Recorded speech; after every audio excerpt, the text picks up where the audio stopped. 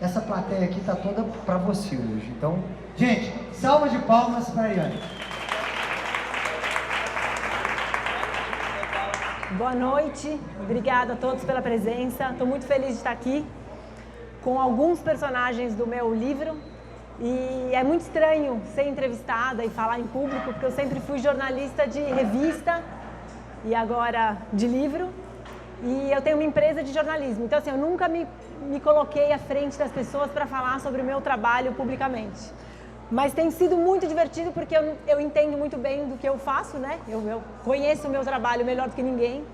Então, eu tenho muito prazer, muita paixão de escrever, de entrevistar, de conhecer as pessoas. Então, é maravilhoso também poder compartilhar isso dessa perspectiva. Ari, as 3 melhores coisas da Ambev e as 3 piores coisas da Ambev. É bom estar nesse papel, né, gente? Ari, abre seu coração pra gente.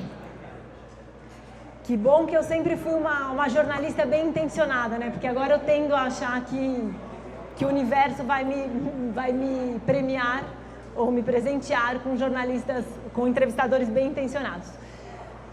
Posso inverter a ordem para ficar uma boa impressão? As 3 piores coisas da Ambev, uma é, me parece eles uma certa arrogância, vou chamar de arrogância para ficar um pouco mais, uma palavra mais inteligível para todo mundo, mas basicamente eles parecem nem entenderem do que a gente está falando quando a gente fala isso. É um olhar para dentro extremo que às vezes nem enxerga que tem outra pessoa, ou que pensa diferente. Então eu diria que é essa paixão por si mesmo, que às vezes passa um pouco do ponto para quem vê de fora. A segunda coisa seria a desatenção com alguns detalhes que aí sou eu mesma, eu considero importantes. Então eu ouvi muitas vezes durante a minha pesquisa, quando eu levava para a Ambev algum caso negativo de alguma história que algum cervejeiro artesanal sofreu, alguma situação, ou algum fornecedor que reclamou, eles falavam assim, mas isso é só um detalhe, isso é muito pequeno, isso não representa o todo. Eu ouvi isso sucessivas vezes e a minha impressão é que essas pequenas coisas vão criando uma imagem que depois é muito difícil de você mudar, que vai no boca a boca. A terceira coisa, vou ter que pensar um pouquinho, talvez a falta de diversidade nos perfis dos funcionários. Isso está mudando, existe um esforço claro da empresa para mudar e tem mudado, mas a maioria ainda é muito parecida entre si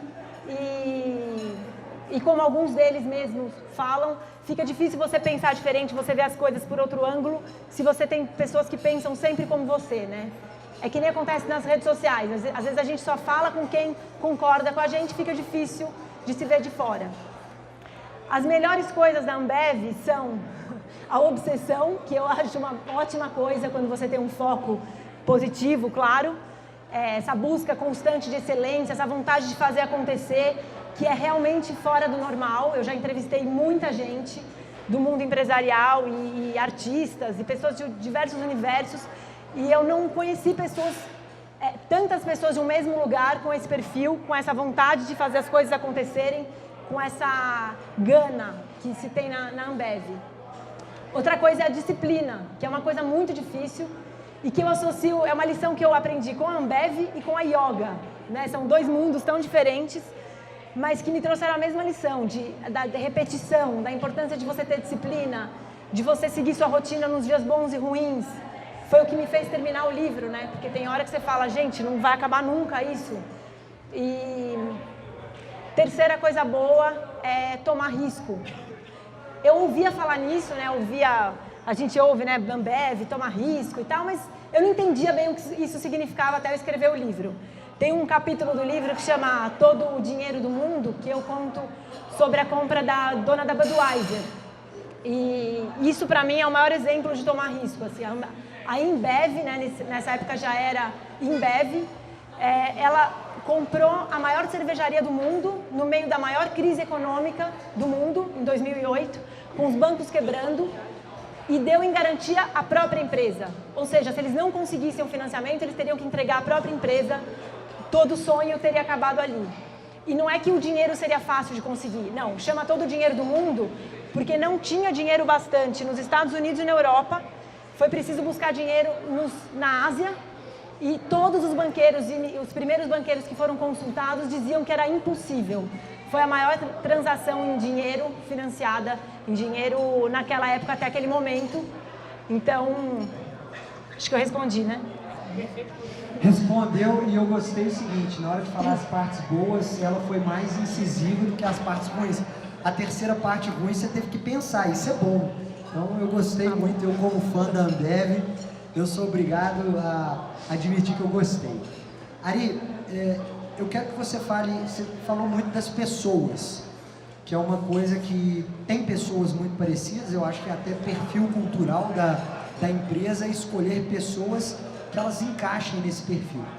E eu quero que você conte pra gente o perfil de duas pessoas entrevistadas aqui que são antagônicos, que você lembra e que você fala assim, pô, mas elas são completamente diferentes até na aceitação de críticas, ou até na aceitação de elogios.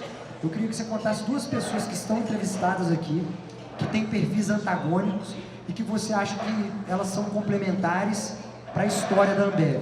Se você lembrar assim de cabeça. Como eu sei que você escreveu isso com muita dedicação, você vai lembrar muito fácil. Quem te marcou mais? Quem são essas pessoas antagônicas? Você é um bom entrevistador, hein? Dá um pouco de medo essas perguntas, assim. Olha, muita gente me marcou. Eu falei com 170 pessoas ao redor de 4 países, né? Eu fui para a Bélgica, para os Estados Unidos, para a África do Sul e para a Inglaterra. Então, assim, eu falei com muita gente.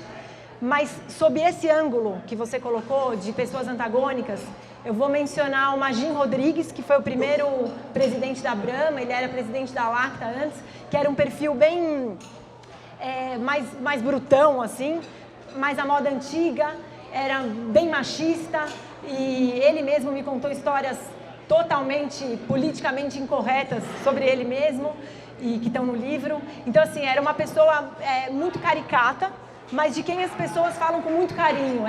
Davam uma licença poética para ele, por ele ser... ele tinha aquele jeitão passional, temperamental, jogava sapato nas pessoas. E aquilo, no começo dos anos 90, não era o Brasil de hoje, era outro contexto, né? Não tinha a conotação que teria hoje, não que fosse necessariamente legal, era muito criticado também por algumas pessoas naquela época, quando saiu uma reportagem contando disso. Mas teve o seu papel, a paixão, a entrega, enfim, ele tinha essa coisa contagiante que ficou na Ambev também, que é parte da história. O outro eu vou falar de um muito recente, que é o Ricardo Tadeu, que foi uma pessoa que eu conheci, que me chamou a atenção por ser uma pessoa que está há 24 anos na empresa e que hoje é diretor global de vendas. Eu fui para a África do Sul a convite dele, ele era o presidente da zona África do Sul. E as pessoas falavam dele assim com muito carinho, que é uma palavra que eu não esperava encontrar na Ambev quando eu comecei a pesquisa. Gentil, educado, não que as pessoas não sejam educadas, são muito educadas de modo geral, isso nunca foi uma questão, mas uma pessoa suave no trato. E eu conversei com muita gente na África, nos Estados Unidos, no Brasil, e isso se repetiu muitas vezes. Assim, uma pessoa que não é conhecida por falar alto, por ser muito dura, é bem o oposto do Magin. E que hoje está num cargo super alto da empresa, é um representante da companhia. Foi uma pessoa que, para mim, surpreendeu, porque quando eu pensava num ambeviano padrão, eu pensava em tudo que eu já tinha lido a respeito, que é uma pessoa muito agressiva, muito dura, que fala muito rápido, muito direta, e o Ricardo foge desse perfil e é bem antagônico ao Magin. Um dos casos que está aqui no livro, bem legal, que fala do Magin, é um caso, Ari, que ele é bem clássico para muita gente e se retratou ele muito bem no livro, que durante um dos momentos da Brahma, eles falaram assim, pô, todos os carros da companhia têm que estar com a logomarca. E um dos diretores da companhia, eles foram pegar uma carona e, pô, ele estava num carro e esse carro não estava com a logomarca. Qual foi a reação? Dando um spoiler aqui do livro pra galera ler. qual foi a reação do Magin Rodrigues quando ele viu aquele carro sem a logomarca e o que isso impactou na empresa, que traz essa dimensão da importância do Magin para dentro da cultura Ambev? Bom, ele começou a gritar e a chutar o carro, falar palavrão.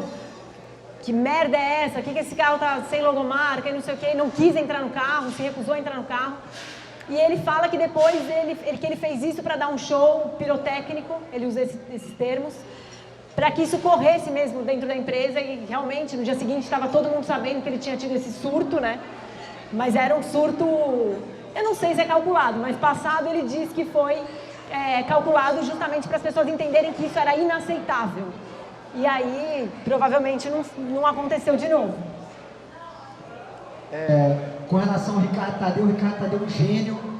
Para quem nunca ouviu falar dele, ele é uma daquelas crianças prodígias que já foi pro Faustão, fazia aqueles cálculos, Silvio Santos, né? Ele era o garoto de Silvio Santos, fazia os cálculos de cabeça, enfim, um gênio. Então tem essas histórias todas legais. Ari, eu quero que você conte aqui para essa galera qual era o seu preconceito com relação à Ambev, que foi quebrado de uma forma positiva. O que você pensava da Ambev de ruim e que se tornou uma coisa muito positiva depois de escrever esse livro, entrevistando essas 170 pessoas? Eu sabia muito pouco sobre a Ambev e inclusive, eu não bebo cerveja, eu não bebo nada alcoólico, então eu não tinha nenhuma relação como consumidora. Eu queria escrever um livro, a Companhia das Letras me procurou, a gente ficou um ano pensando em temas, pessoas, empresas, aí um dia o editor falou, por que você não escreve uma história então sobre a Ambev? Aí eu pensei rápido, né? Bom, uma história polêmica, gigante, popular, tem os ingredientes bons para uma boa história, ok, mas não me causava nada. A imagem que eu tinha era uma imagem de uma empresa que queria vender muita cerveja a qualquer custo. Era essa imagem superficial que eu tinha de ler muita reportagem enviesada, negativa, né? A imprensa falou muito mal da Ambev durante muito tempo, repetindo histórias, as mesmas histórias. E então eu realmente não me identificava, tinha uma imagem um pouco negativa, mas falei, bom, isso não vai atrapalhar no meu trabalho, eu vou continuar minha pesquisa e vou fazer um trabalho neutro, equilibrado, como eu sempre fiz nas minhas reportagens. E aí, à medida em que eu fui mergulhando, eu achei que eu não tivesse afinidade nenhuma com a empresa, né? Eu não bebo, não faço qualquer coisa por dinheiro, ou eu não seria jornalista, né? Então, assim, pra mim não tinha nenhum diálogo. E de repente eu comecei a me identificar com essa obsessão que eu falei pra vocês, com a busca da excelência. Eu sempre consegui as coisas por insistência, né? Eu sou aquela pessoa que, quando era criança, não sabia ouvir não.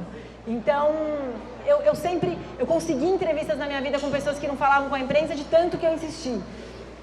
Então, durante essa pesquisa, esse meu jeito, que foi muito importante na pesquisa, se encontrou com o jeito da Ambev, que a Ambev é muito assim, eles funcionam muito assim. Então, eu comecei a ver uma similaridade, comecei a gostar de algumas coisas, comecei a gostar. As pessoas têm uma energia muito, muito forte, gostam de conversar, gostam de pôr a mão na massa, e eu comecei a me identificar com isso. Aí teve um momento que eu parei para pensar mesmo, assim, mas o que eu tenho a ver com a Ambev, né? Assim, qual é a similaridade? Eu entendi que a Ambev, ela faz as coisas de um jeito que, quando ela tem um objetivo, ela tem um método, né? Tem alguns métodos que funcionam muito bem.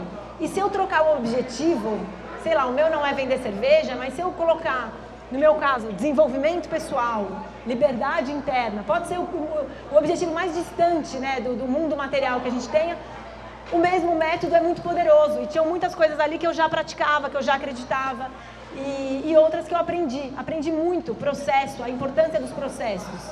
Claro que é importante ser criativo, ser inspirado, ter propósitos que você considere nobre, mas a Ambev, as pessoas da Ambev acreditam nos propósitos deles e eles são nobres por isso, porque quem é alguém para julgar o propósito de outro, né? Então eu descobri muitas coisas que eu aprendi a respeitar, aprendi a usar, aplico na minha empresa, aplico na minha vida pessoal, fiz o livro aplicando muito do que eu aprendi e é isso, não quer dizer que eu aprecie tudo que eu vi, né? Tem coisas que são diferentes, aonde tem gente, tem complexidade, as coisas não são preto no branco, não são um lado só, mas eu descobri muito valor. Ari, estudando esse tanto de Ambev, você ficou imersa durante 3 anos na cultura Ambev, que é uma cultura de fato muito forte. E olhando para cada uma das marcas, qual marca você seria e por quê? Ou quais marcas você seria e por quê? Nossa, ou antes da Ambev ou depois? É uma pergunta capciosa, eu sei. Mas as marcas, elas têm personalidades. A Brahma é uma coisa mais tradicional, é aquela paixão do futebol. A Skol é aquela busca do jovem, é aquela marca que está líder há um bom tempo. A gente tem a Boêmia, que é uma marca tradicional, a Vals, que é uma marca disruptiva. Mas antes de escrever o livro, qual era o seu perfil em marca? E agora, depois que você escreveu o livro, qual é o seu perfil em marca? Eu falei que eu ia fazer perguntas difíceis, então assim, eu espero uma resposta direto do coração. As respostas vão sair direto do coração porque não tem outro lugar de onde elas poderiam sair. Antes, eu tenho talvez uma mistura de Boêmia com Skol. Pode fazer uma mistura? Pode. Antes talvez eu fosse uma mistura de Boêmia com Skol, porque embora eu fosse jovem e metida, arrojada, também sempre fui muito conservadora em algumas coisas, mas agora sem dúvida eu sou Vals. Não, e não é uma brincadeira, é sério, né? Não é à toa que a gente se deu tão bem, que eu me identifico com isso e eu consigo até traduzir isso, porque a Vals é uma marca independente, autônoma, de certa forma, dentro da Ambev. Você está aqui, né? Isso é muito legal, essa relação é a relação disruptiva que me interessa ter com as pessoas e com o mundo, em que a gente seja livre para falar o que a gente pensa, para ser sincero, para construir, e nem por isso a gente precisa estar contra ou a favor de alguém. As pessoas me perguntam muito isso. O livro é contra ou a favor da Ambev? O livro é um livro que conta uma história equilibrada e cada um que tire as suas conclusões. As minhas, como leitora, mudam a cada capítulo, a cada página. Tem coisa que eu concordo, tem coisa que eu não concordo. Então, sou Vals com muito orgulho. Galera, seguinte, eu também aprendi muito com a Ambev nesses anos que a gente passou juntos, Ari. E eu sempre fui drivado e pautado em metas. Eu gosto de metas, eu gosto de metas ousadas. Eu realmente acredito que a Ariane, com o livro dela, tem condições de ser um best-seller. E hoje a gente tem uma missão de acabar com aquela pilha ali de livros. E eu quero te fazer uma pergunta específica aqui. Tá bom? Você, como uma escritora que aprendeu com a Ambev essa história de metas, de falar assim, eu quero mais, eu desejo mais, eu tenho uma certa obsessão em conquistar, sair de um país e para o outro, se tornar marca global. Qual é a sua obsessão ambeviana com esse livro? E qual é a sua não obsessão ambeviana com esse livro? O que você quer da parte da Ambev de metas com esse livro? E o que você não quer da parte da Ambev que as pessoas interpretem desse livro? Bom, da parte Ambev eu quero que todas as pessoas... Espera que vocês estão vendo que eu estou puxando o equilíbrio dela também o tempo todo, né? A gente fala de equilíbrio, então é sempre sim ou não. Sim. Isso é ótimo. Eu quero vender para todas as pessoas do mundo. Nós vamos ajudar, vamos, galera. A meta é essa, eu quero que a história chegue a qualquer pessoa, porque eu acredito que ela é uma boa história. Quem gosta de literatura vai ler uma boa história cheia de dramaticidade, com altos e baixos. Quem gosta de negócios vai ler uma excelente história de negócios, o maior case do capitalismo brasileiro. Quem gosta de cerveja vai ler sobre cerveja, quem gosta de esfriar a cabeça vai ler sobre um universo diferente, enfim, tem ali história para todo mundo. O que eu não quero é tentar manipular o que as pessoas vão achar. Eu quero que as pessoas sejam livres para pensarem, para falarem. Então, às vezes, algumas pessoas pensam que o livro é oficial da Ambev, patrocinado. Vai ter gente que vai achar, não é? Então, eu não tenho que me preocupar. Vai ter gente que vai achar que o livro é contra a Ambev, que vai detonar. Não é. Então, eu não quero... Eu quero que cada um seja livre para pensar o que quiser, para achar o que quiser, para tirar as lições que quiser. Eu não tenho eu estou tentando fazer analogia, assim, eu não quero moldar o gosto do consumidor. Eu quero que o consumidor deguste como ele bem entender. Todo mundo tem muita curiosidade, e até dentro da Ambev, com relação aos sócios fundadores. O Beto, o Marcel e o Lema, que fizeram essa história toda se tornar grandiosa a ponto de conquistar o mundo inteiro. Eu já sei que o Jorge leu o seu livro, você mandou para ele leu o seu livro. Qual foi o mais próximo do contato que você teve com os sócios fundadores? Ou você conversou com tanta gente que teve contato com eles que você sentia próximo? Qual que é a sua relação com os fundadores do negócio, da própria Ambev, que virou a Bembev, que hoje é a maior empresa de cerveja do planeta? Eu não tive relação com eles durante o livro. Isso foi uma coisa que eu de saída, embora eu quisesse muito, e eu tentei até o fim, foi uma das insistências que eu não venci. O Jorge Paulo eu conheci logo que ele foi lançado o livro, eu levei um de presente para os 3 sócios, e ele rapidamente mandou um e-mail e eu conheci, e em seguida ele leu o livro, mas esse foi o máximo do contato. O Marcel e o Beto eu não conheci, mas foi o que você falou, eu ouvi tanta gente que conversou com eles, que conviveu com eles em tantos períodos diferentes, que se você sabe, né, você já leu, o livro é narrado como se eu estivesse em alguns momentos dentro da cabeça deles.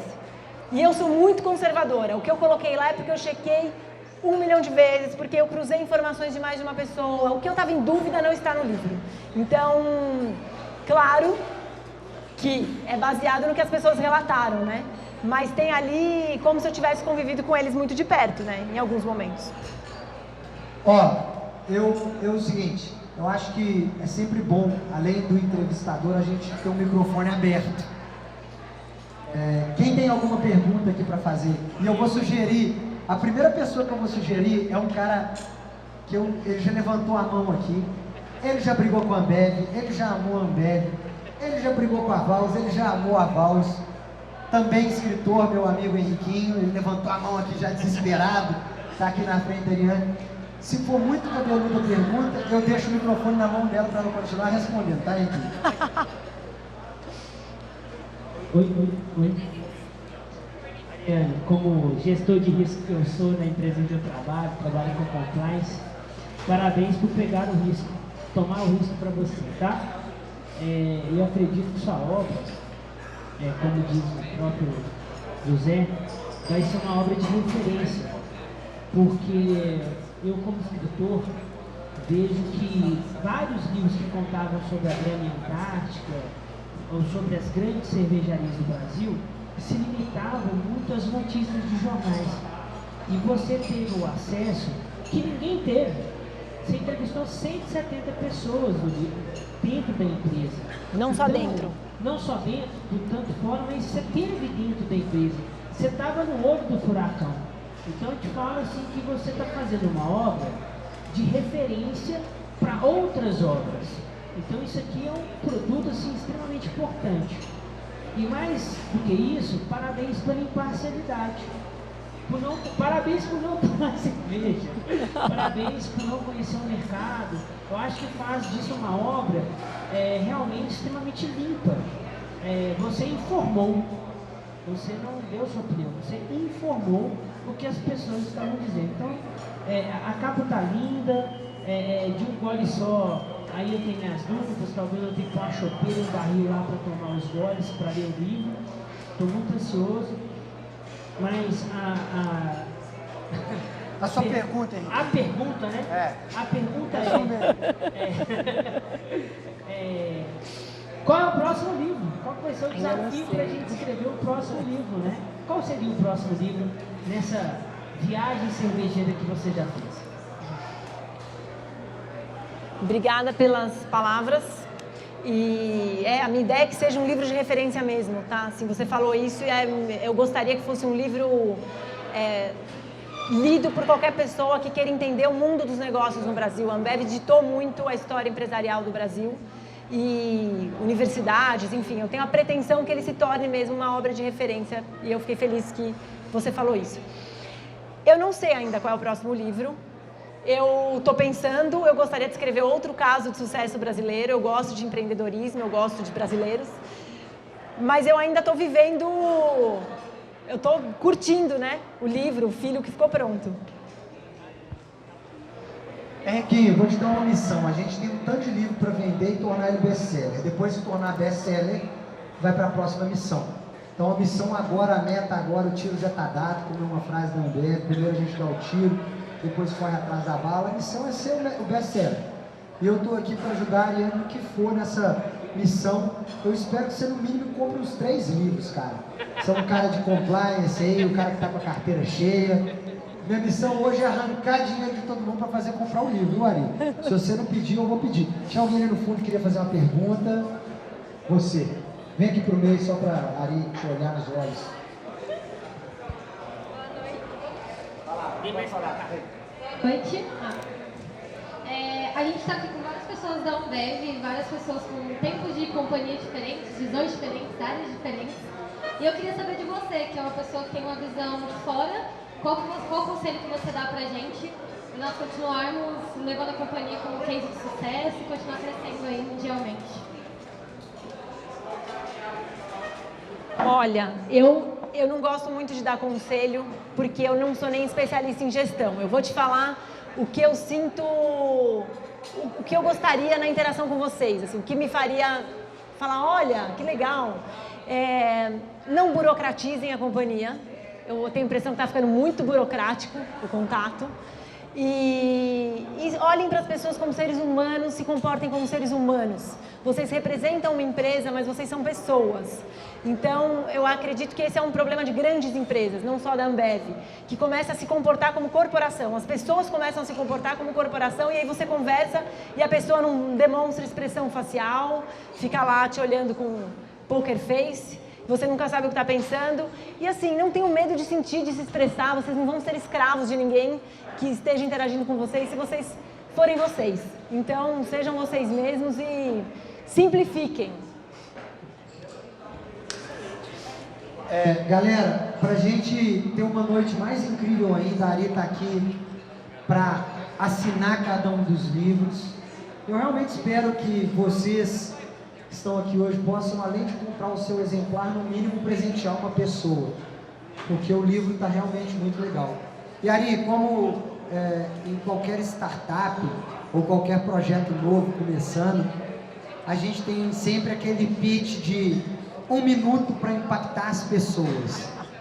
Então, venda o seu livro em 1 minuto antes de vir uma avalanche de pessoas para assinar, que eu realmente espero que todo mundo vá assinar. Eu vou ficar aqui pertinho de você, te passando essa boa energia, porque eu quero ver as pessoas trazendo. Quem já comprou, quem não comprou pode já aproveitar ali, ir para a fila, comprar, ela vai assinar, mas no seu pitch de 1 minuto, ou menos, porque pode ser menos também, porque as pessoas devem ler de um gole só e devem presentear as outras pessoas com de um gole só. Porque eu vou falar o que eu não falaria, por exemplo, nos Estados Unidos, tá? Porque essa é uma história de brasileiros e só brasileiros fariam o que tem nesse livro. E isso pra mim, assim, é contagiante, é incrível você ver uma história que não seriam europeus como não foram, não seriam americanos como não foram os brasileiros fazendo o impossível algumas vezes. Então, vocês não vão querer ficar de fora, né? Porque vai ter um momento em que só vocês não vão ter lido na rodinha que vocês estão. E com certeza vocês querem conhecer a história do Brasil, a história dos brasileiros mais bem-sucedidos do Brasil no mundo capitalista, que é o que a gente vive. Então, por favor, para vocês, tá? Não é nem para mim. Não percam essa oportunidade. Galera, eu vou ser mais apelativo, querida. Nós precisamos acabar com aquela pilha hoje. Não sejam travados, sejam evolucionários, como diz a placa ali da Vals, que tem o R de revolução cortado. Eu sou um cara que vivo a teoria de Darwin, e ler esse livro faz parte da evolução, com uma sensação de entender o capitalismo brasileiro, de entender o empresariado brasileiro. Então tirem o escorpião do bolso, comprem o livro. A Ariane está aqui para assinar. Uma salva de palmas, Ari. Muito obrigado. Eu quero ver esse livro best-seller e vocês vão ajudar a fazer isso acontecer hoje. Pode começar assinando, Ari. Pode trazer o livro para ela aqui. Poxa, eu ainda não li o livro, né? Comprei agora. Acho que participar aqui, de escutar a Ariane falar com tanto amor desses últimos 3 anos, se dedicado aqui a viver o mundo Ambev, né? Essa empresa que a gente admira e que muita gente ainda olha e não sabe exatamente difundir ali toda essa cultura, né? Então ela traz um pouco dessa cultura da Ambev, um pouco desse amor que as pessoas lá têm pelo que fazem e também o lado profissional ali quando eles cortam todos os custos, né? Visando ali o lucro, mas também o outro parte ali que fazem com muito amor, né? Eu ia fazer uma pergunta legal aqui para a Ariane e acabei não tendo tempo. Qual seria o comportamento da Ambev em relação à manutenção da qualidade do produto, que era e sempre foi uma preocupação da Vals, tanto que eles ganharam prêmios e prêmios, né? Eu não li o livro ainda, talvez a resposta até esteja no livro. Mas é isso aí, essa pergunta ficou aí, quem sabe eu vou fazer essa pergunta agora que eu comprei o livro. Acho que todo mundo deve comprar o livro, são 3 anos de pesquisa, isso é uma coisa muito importante, né? E aí eu queria saber isso aí e vou fazer essa pergunta depois para a Ariane. Eu entrei na companhia, eu busquei entrar na Ambev por causa do livro Sonho Grande. Quando eu li ele, eu fiquei apaixonada, eu li em 2, 3 dias e eu fiquei encantada com a história dos fundadores da Ambev, e foi o que me motivou a buscar e foi o que me motivou a ter o sonho de entrar na Ambev. Então hoje, quando eu comprei esse livro, eu busco ter uma nova visão da companhia, agora de dentro. Antes eu tinha a visão de fora e hoje eu busco ter uma visão de dentro.